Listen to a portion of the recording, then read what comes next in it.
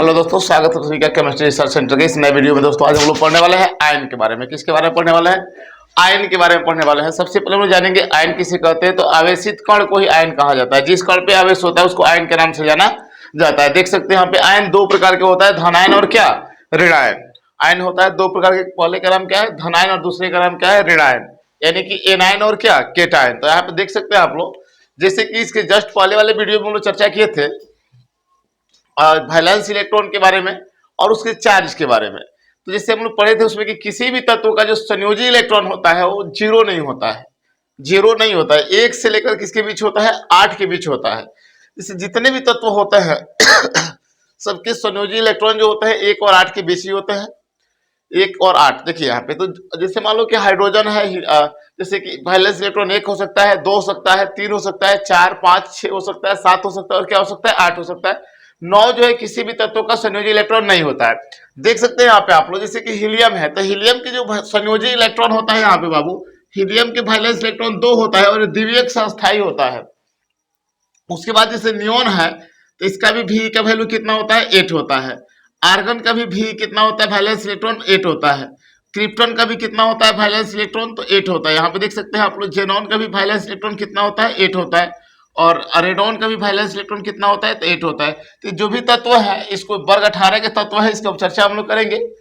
और जो है आप देख सकते हैं आप लोग, किसी भी तत्व का वैलेंस इलेक्ट्रॉन अगर 1 है तो उस पर जो है +1 चार्ज बनता है। यानी इसका एक रूल होता है, जैसे कि किसी भी तत्व का वैलेंस इलेक्ट्रॉन अगर 4 से कम है, किसी भी तत्व का वैलेंस इलेक्ट्रॉन यदि 4 से कम है तो वह तत्व जो है अपने इलेक्ट्रॉन को दूसरे तत्वों को देता है, और 4 से ज्यादा जब होता है तो दूसरे से लेता है। आप देख सकते हैं आप लोग, वैलेंस इलेक्ट्रॉन कितना है 1 है, तो तत्व जो है अपने बाहरी कक्ष में 1 इलेक्ट्रॉन रखा है तो 1 इलेक्ट्रॉन किसी अन्य तत्व को दे सकता है। 2 है तो 2 दे सकता है, 3 है तो 3 दे सकता है। यानी कि वैलेंस इलेक्ट्रॉन जो होता है जब 4 से कम होता है तो तत्व अपने इलेक्ट्रॉन को दूसरे तत्व को देता है। और 4 से ज्यादा होता है तो कोई भी तत्व जो है अपने इलेक्ट्रॉन जो है दूसरे तत्व से इलेक्ट्रॉन लेता है।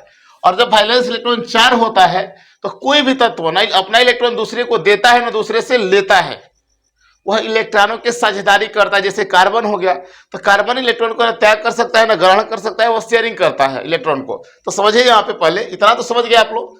अब देखिए जैसे कि आयन होता है दो प्रकार के, धनायन और क्या ऋणायन। तो जब किसी तत्व के संयोजी इलेक्ट्रॉन 4 से ज्यादा होता है, 4 से कम होता है, तो वह तत्व अपने इलेक्ट्रॉन को दूसरे तत्व को देता है और उस पर पॉजिटिव चार्ज बनता है, जिसको धनायन के नाम से जाना जाता है। जब किसी तत्व के संयोजी इलेक्ट्रॉन 4 से ज्यादा होता है तो वह तत्व जो है दूसरे तत्व से इलेक्ट्रॉन लेता है और उस पर माइनस चार्ज बनता है, जिसको ऋणायन के नाम से जाना जाता है।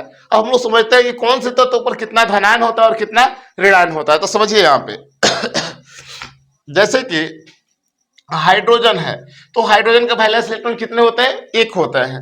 इलेक्ट्रॉनिक कॉन्फ़िगरेशन देखिएगा तो क्या होगा 1s1 होगा बाबू, इसका वैलेंस इलेक्ट्रॉन 1 हो जाएगा और कोर इलेक्ट्रॉन कितना हो जाएगा 0 हो जाएगा।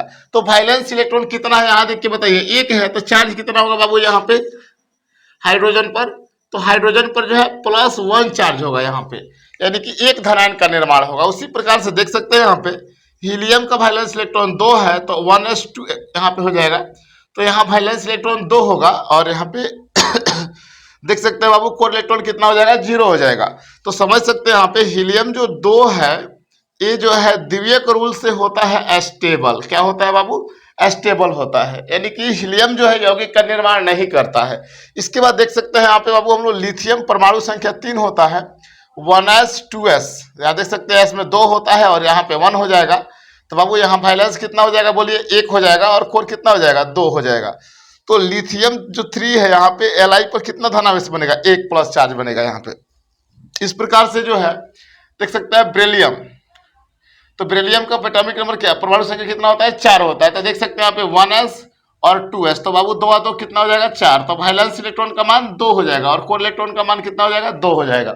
देख सकते हैं यहाँ पे बेरिलियम जो होता है इसकी परमाणु संख्या 4 होंगे तो वैलेंस इलेक्ट्रॉन 2 है। तो आप बताइए यहाँ पे वैलेंस इलेक्ट्रॉन कितना है 2 है, तो चार्ज कितना बनेगा यानी कि Be+2, यानी बाबू यहाँ पे बेरिलियम की संयोजकता कितना होगा +2 होगा। देख सकते हैं बोरॉन की परमाणु संख्या 5 होता है तो 1s और 2s और यहाँ पे क्या हो जाएगा 2p, तो 2 और 2 कितना हो जाएगा 4, 1 कितना हो जाएगा 5 तो यहाँ पे बाबू वैलेंस इलेक्ट्रॉन कितना हो जाएंगे, 2 1 3, और कोर इलेक्ट्रॉन कितने हो जाएंगे, 2। तो यहाँ पे देख सकते हैं B5 पर चार्ज हो जाएगा B+3। इस प्रकार से देख सकते हैं यहाँ पे C6 है कार्बन, 1s 2s और क्या 2p, तो 2 2 4 4 2 कितना हो जाएगा, 6 हो जाएगा यहाँ पे। तो देख सकते हैं यहाँ पे वैलेंस इलेक्ट्रॉन का मान कितना हो जाएगा, 2 2 4, और कोर इलेक्ट्रॉन का मान कितना हो जाएगा, यहाँ पे कोर इलेक्ट्रॉन का मान यहाँ पे हो जाएगा 2। तो ये जो कार्बन होता है, ये जो है इसके वैलेंस इलेक्ट्रॉन 4 है। तो ये इलेक्ट्रॉन को जो है किसी तत्व को डायरेक्टली त्याग नहीं कर सकता है और दूसरे तत्व से डायरेक्ट ले भी नहीं सकता है। ये शेयरिंग करता है, साझेदारी करता है, और ये साझेदारी करके जो है और सह संयोजक बंधन का निर्माण करता है, जो हम लोग 10th क्लास के जो है 3 लेसन में पढ़ेंगे। कोवैलेंट बॉन्ड क्या होता है, आयनिक बॉन्ड क्या होता है, उसके बारे में। चलिए उसके बाद से देखिए नाइट्रोजन का 7 होता है। तो देख सकते हैं यहाँ पे 1s 2s और क्या 2p, तो 2 और 2 4, 4 और 3 कितना हो जाएगा, 7। तो देख सकते हैं यहाँ पे वैलेंस इलेक्ट्रॉन का मान कितना हो जाएगा, 3 और 2 5, और कोर इलेक्ट्रॉन कितना हो जाएगा, 2। तो नाइट्रोजन के एटॉमिक नंबर 7 होता है। तो देख सकते हैं यहाँ पे n। अब बताइए कि वैलेंस इलेक्ट्रॉन कितना है, यहाँ पे देख सकते हैं वैलेंस इलेक्ट्रॉन कितना है, 5 है। तो 5 है तो इस पर चार्ज कितना आ गया, -3। यानी कोई भी तत्व है अगर वो यौगिक का निर्माण करता है तो उसके बाहरी कक्ष में 8 इलेक्ट्रॉन का होना बहुत जरूरी होता है। अष्टक नियम का पालन करेगा तभी जाकर वो यौगिक का निर्माण करेगा। तो अष्टक नियम का पालन करने के लिए या तो किसी तत्व को अपने इलेक्ट्रॉन को दूसरे को देना पड़ता है, नहीं दूसरे से लेना पड़ता है। तो यहाँ पे 5 है तो दूसरे देगा तो है ही, दूसरे से लेगा तो कितना लेगा, तो 8 हो जाएगा। तो 3 लेगा, यहाँ पे देख सकते हैं 5 है और 3 लेगा तो कितना हो जाएगा, 8 हो जाएगा। दूसरे से लिया है इसलिए इसके पहले किसका चिन्ह लगाया है, माइनस का चिन्ह लगाया है। तो देख सकते हैं यहाँ पे नाइट्रोजन पर चार्ज हो जाएगा कितना, -3। इसी प्रकार से देख सकते हैं ऑक्सीजन, तो ऑक्सीजन का 8 होता है, 1s 2s 2p, और क्या देख सकते हैं 2 और 2 4, 4 और 4 कितना हो जाएगा, 8। तो इसका वैलेंस हो जाएगा आपका 6 और इसका कोर हो जाएगा यहाँ पे 2। तो वेट होता है यहाँ पे, तो O पर कितना चार्ज हो जाएगा, -2 चार्ज होगा यहाँ पे, देख सकते हैं आप लोग। इसी प्रकार से F9 होता है फ्लोरीन का, 1s 2s और क्या 2p, तो 2 और 2 4, 4 और 5 कितना हो जाएगा, 9 हो जाएगा। यहाँ देख सकते हैं आप लोग इसका वैलेंस इलेक्ट्रॉन कितना हो जाएगा, 5 और 2 7, और कोर इलेक्ट्रॉन कितना हो जाएगा, 2। यानी कि यहाँ पे F9 हो जाएगा और चार्ज होगा यहाँ पे F-1। इसी प्रकार से देख सकते हैं नियोन का जो है एटॉमिक नंबर 10 होता है, 1s 2s और क्या 2p, तो यहाँ देख सकते हैं 2 और 2 4, 4 और यहाँ पे हो जाएगा आपका कितना 6, कितना हो जाएगा 10 हो जाएगा।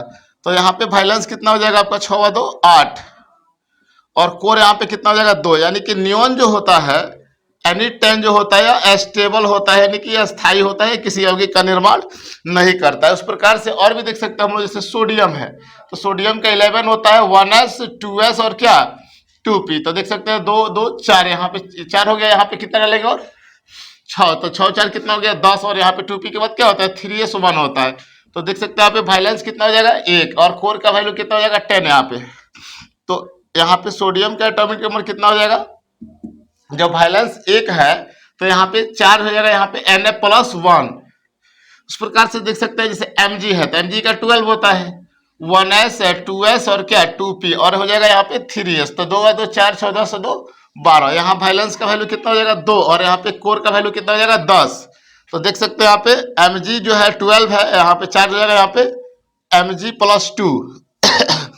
इस प्रकार से यहाँ पे एल्युमिनियम का 13 होता है, देख सकते हैं 1s 2s और 2p और क्या 3s।